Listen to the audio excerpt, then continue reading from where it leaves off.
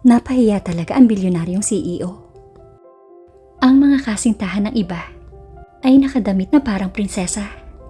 Ngunit ang kanyang kasintahan ay nakadamit na parang pulubi. Minsan ay kailangan niyang tiisin ang mapanghusgang tingin ng daang-daang mga tao. Sa galit, bumili ang mayamang lalaki ng daan-daang sombrero, daan-daang mamahaling damit. Ang bawat isa ay nagkakahalaga ng milyon-milyon. Biglang kumislap ang mga mata ng dalaga nang makita niya ang mga ito, at hindi na niya napigilan na subukan ang mga ito isa-isa.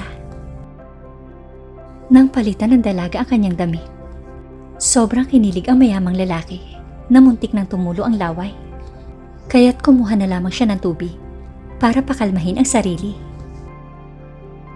Habang nagsasalita ang mayamang lalaki sa harap ng kanyang mga kanegosyo, binilisan ng dalaga na magbihis ng maikling pulang dress para hindi ito mapahiya. Lahat ng naroroon ay humanga sa kanyang kagandahan. Ngunit nang malapit nang matapos ang mayamang lalaki sa kanyang order na nagkakahalaga ng bilyong-bilyong piso, biglang lumabas ang kasunduan sa kasal nila ng dalaga. Sinumpa ng lahat ang dalaga at sinabing masamang tao ito na magpapakasal lamang ito sa mayamang lalaki para sa ari-arian. Hindi pa nakakatagpo ang dalaga ng ganitong eksena, kaya muntik na siyang mapaiyak. Sa kritikal na sandaling yon, hinawakan ng mayaman niyang boyfriend ang kanyang kamay at inalalayan siya palabas ng lugar. Hindi pinansin ng bilyonaryo ang bilyong-bilyong order, ngunit hindi niya kayang hayaan na masaktan ang kanyang kasintahan dahil dito. Binuhat ng mayamang lalaki ang dalaga papunta sa yate. Nagkatitigan silang dalawa at biglang umapaw sa kanilang puso ang damdaming pag-ibig. Hating gabi na nang sabihin ng mayamang lalaki na may sorpresa siya para dito. Natigilan ang dalaga.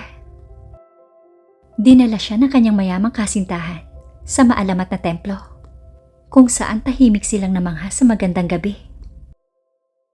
Ang lasa ng pag-ibig ay biglang tumubo sa kanilang mga puso at may mga bulalakaw na lumabas para sa kanila na nagparamdam ng romantikong eksena. Buong gabi silang naglaro sa labas. Lubos na nagpasalamat ang dalaga sa lahat ng ginawa para sa kanya ng mayaman niyang kasintahan. Napakaganda ng tanawin doon at namangha siya sa ganda nito. Sinabi niyang lalangoy siya ngayong araw. Agad naman tumalon sa tubig ang mayamang lalaki at masaya silang naglaro hanggang sa makontento ang puso nila.